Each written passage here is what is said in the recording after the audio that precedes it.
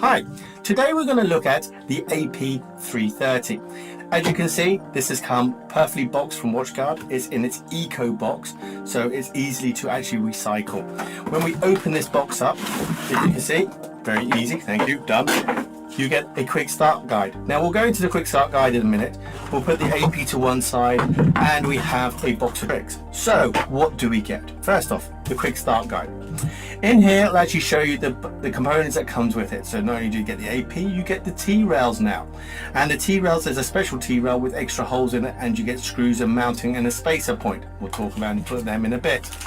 Other things, it shows you how to actually mount this not only on the wall but on the T-rails, how to use the PoE plus injectors to power it, or if you have a PoE plus switch, because without PoE plus you're not going to get the full signal range. Another thing for you to be aware of is the lighting system on this.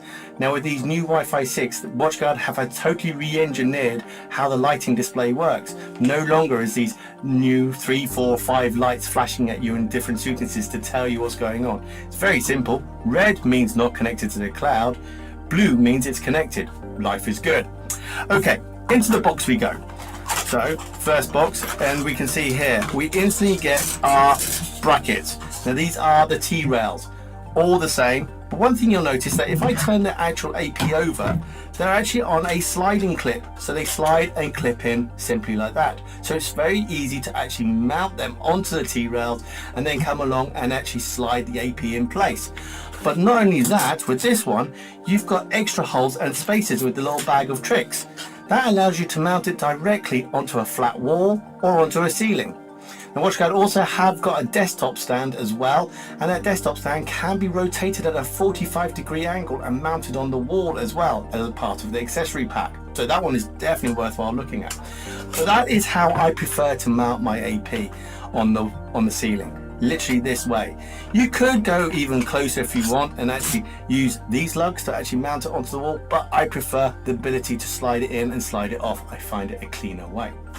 When we look at actually how we actually connect this AP up, well, first off, there is the 12-volt DC, and we have the PoE plus LAN connection. Now this is a whopping 2.5 gig interface, so you don't need to lag that interfaces to have two to be able to get more throughput. So it's 2.5 and I'll handle that, because remember, this AP is a 2x2 radio with 6 omni aerials.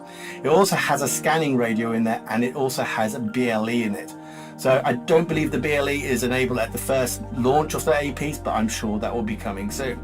Console port, USB ports, we'll find out more, and also the reset. But let's have a look at the AP. Wow, look at this. Super thin, super lovely compared to its predecessor. The 325 was quite thick, quite heavy to mount. This is a lot lighter, I actually would say. Another thing is, as you go around and you look at the size of it, it does have a Kingston lock. So you're able to lock this directly to the wall so that hopefully it doesn't go walkabout. But at the end of the day, completely looking different, completely different design. I like the look of this, and I'm sure everyone will like the look of them when they put them on their walls. Anyway, that's what's in the box. That's what's in the APs. I hope you enjoyed. Thank you. Bye-bye.